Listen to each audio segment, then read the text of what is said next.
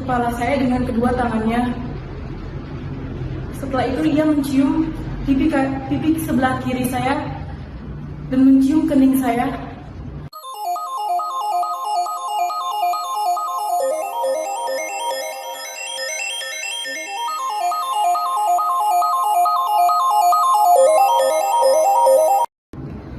Saya mahasiswi Hubungan Internasional FISIP Unri Angkatan 2018 yang mengalami pelecehan seksual di lingkungan kampus. Kronologi pelecehan seksual yang saya terima tersebut terjadi pada tanggal 27 Oktober pada hari Rabu jam 12.30. Saya ingin menemui Bapak Syafri Harto untuk melakukan bimbingan proposal skripsi. Saya melakukan bimbingan proposal skripsi di ruangan dekan FISIP Unri. Di dalam ruangan tersebut kami hanya berdua, tidak ada orang lain di dalam ruangan tersebut selain kami. Bapak Syafri Harto mengawali bimbingan proposal skripsi dengan menanyakan beberapa pertanyaan yang menuju kepada personal life saya tentang pekerjaan, tentang kehidupan. Namun dalam percakapan tersebut beberapa kali Pak Syafri Harto mengatakan kata-kata yang membuat saya tidak nyaman, seperti ia mengatakan kata-kata I love you yang membuat saya merasa terkejut dan sangat-sangat tidak menerima perlakuan Bapak tersebut. Lalu setelah bimbingan proposal itu berjalan dengan lancar, saya hendak berpamitan dengan Bapak Syafri Harto. Ketika saya ingin menyalin Bapak itu untuk berpamitan, namun beliau langsung menggenggam kedua bahu saya, mendekatkan badannya kepada diri saya, lalu beliau menggenggam kepala saya dengan kedua tangannya. Setelah itu ia mencium pipi sebelah kiri saya dan mencium kening saya.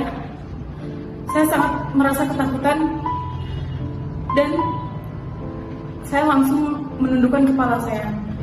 Namun Bapak Syafri Harto segera mendongakkan kepala saya dan ia berkata, mana bibir, yang membuat saya sangat terasa terhina, membuat saya terasa terkejut, badan saya terasa lemas, saya ketakutan. Namun setelah saya mendorong Bapak Syafri Harto, ia mengatakan, ya udah kalau nggak mau. Saya langsung buru-buru meninggalkan ruangan dekan. Saya langsung meninggalkan kampus dengan keadaan yang sangat gemetar. Saya merasa ketakutan dan merasa sangat dilecehkan oleh Bapak Syafri Harto. Saya mengalami trauma yang sangat berat akan perlakuan yang tidak pantas yang dilakukan oleh Pak Syafri Harto kepada saya. Setelah pelecehan seksual yang saya terima tersebut, saya mencoba untuk menghubungi salah satu dosen hubungan internasional untuk mengadukan kasus ini. Saya meminta beliau untuk menemani saya untuk menemui ketua jurusan untuk melaporkan kasus ini dan agar bisa mengganti pembimbing proposal saya. Namun, ketika hari saya hendak bertemu dengan ketua jurusan,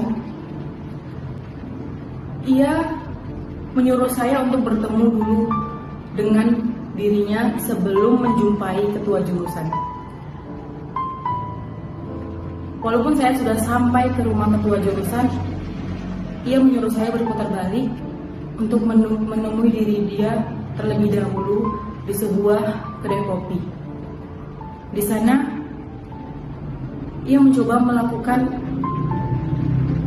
penekanan kepada saya untuk tidak memberitahu ketua jurusan tentang kasus ini. ia mengancam saya dengan kata-kata seperti, jangan sampai gara-gara kasus ini Bapak Syafriharto nanti bercerai dengan istrinya. Atau dia juga menegaskan bahwa saya hanya disuruh bersabar saja, disuruh tabah saja tanpa perlu mempermasalahkan kasus pelecehan seksual yang sangat besar yang telah menimpa saya ini. Beliau berusaha menghalang-halangi saya untuk mendapatkan keadilan atas perlakuan yang tidak pantas yang diberikan oleh Bapak Syafriharto kepada saya. Lalu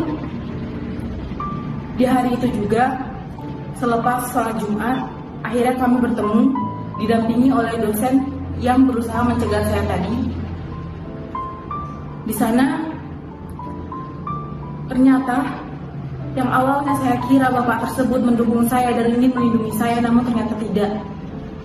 Di depan ketua jurusan ia mencoba menyalah-nyalahkan saya atas kecerobohan saya yang tidak menggunakan SK dalam melakukan bimbingan proposal. Dia mementingkan persyaratan SK ketimbang kasus pelecehan seksual yang saya terima oleh Bapak Syafriharto. Berulang kali dia mencoba menjatuhkan saya, mencoba untuk menyalahkan saya di depan ketua jurusan. Bahkan ia sempat beberapa kali mengayunkan kakinya seolah-olah ia marah terhadap pernyataan-pernyataan saya. Saya merasa sangat tertekan dan sehingga saya merasa sangat-sangat diintimidasi oleh bapak tersebut. Dan ketika ketua jurusan menanyakan tentang kasus ini, saya terpaksa menyatakan hal-hal yang seharusnya tidak saya sebut karena saya telah diintimidasi dan ditekan oleh bapak tersebut untuk tidak speak up tentang ini. Bahkan beliau juga mengatakan bahwa Bapak Syafriharto melakukan hal ini bukan karena kebiasaan, tapi karena aksidental atau kehilafan saja. Namun walaupun ini kehilafan, saya tidak menerima perlakuan tersebut. Saya mengalami trauma yang besar dan saya ingin meminta pertanggungjawaban atas perilaku beliau yang tidak pantas terhadap saya. Ada beberapa statement yang mereka berdua katakan. Saya tidak menginginkan menyebut kalau ini hanya dicium saja. Dan mereka berdua tertawa akan hal itu di depan saya yang telah mengalami pelecehan seksual yang mereka sendiri tidak merasakan bagaimana sakitnya, bagaimana pedihnya merasa harga diri diinjak-injak oleh perlakuan tersebut. Sehingga saya merasa tidak ada perlindungan, tidak ada kepedulian dari pihak jurusan, dan ada beberapa pihak yang mencoba melindungi Bapak Syafriharto tanpa mereka pedulikan tentang kasus ini. Bahkan setelah itu mereka mengatakan bahwa saya tidak boleh speak up, saya tidak boleh menceritakan hal ini kepada orang lain, cukup saya aja yang mengetahui ini. Itu yang saya terima setelah saya mencoba untuk mendapatkan perlindungan dan pengaduan kepada pihak jurusan.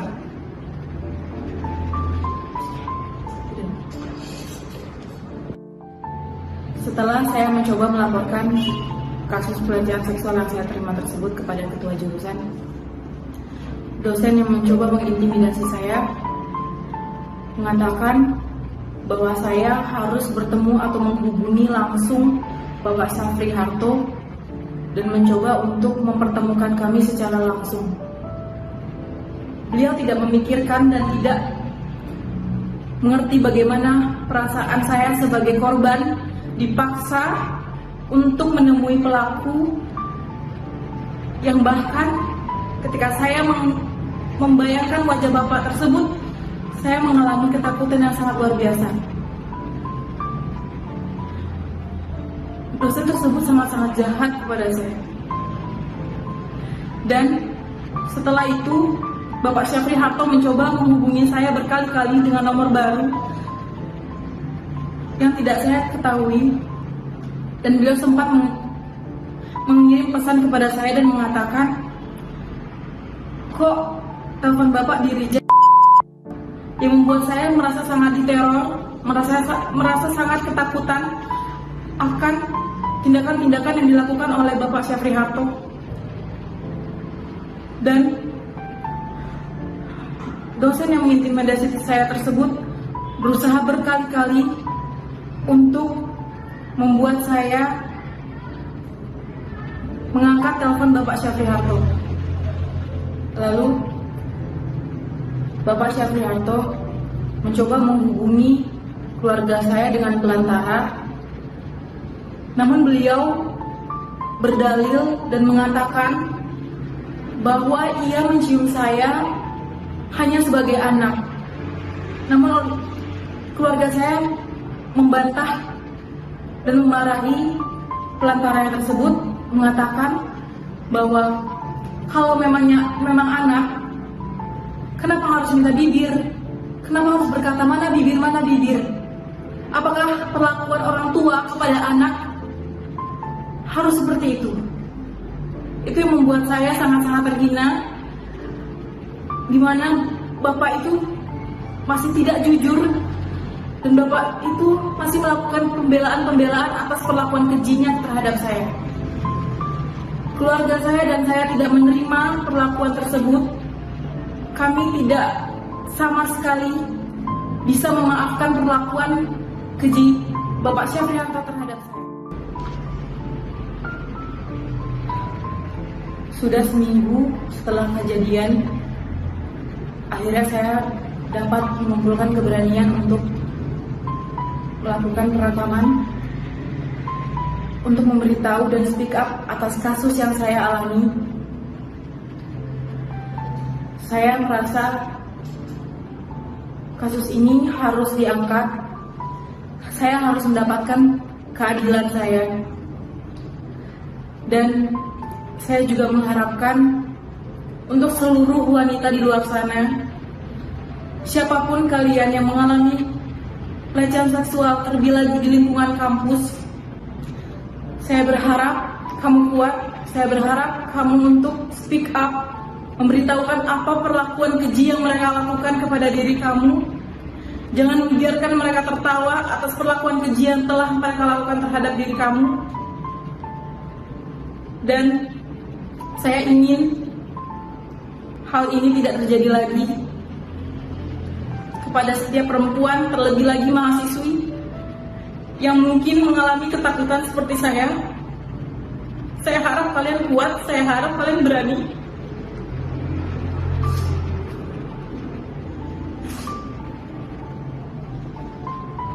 Saya tidak ingin mereka dengan santainya melakukan pelecehan seksual dengan kita wanita yang tidak memiliki kekuatan untuk membalas. Saya harap saya mendapatkan keadilan dan pelaku dihukum seberat-beratnya, mendapatkan hukuman yang pantas atas perlakuan keji yang dia berikan terhadap saya.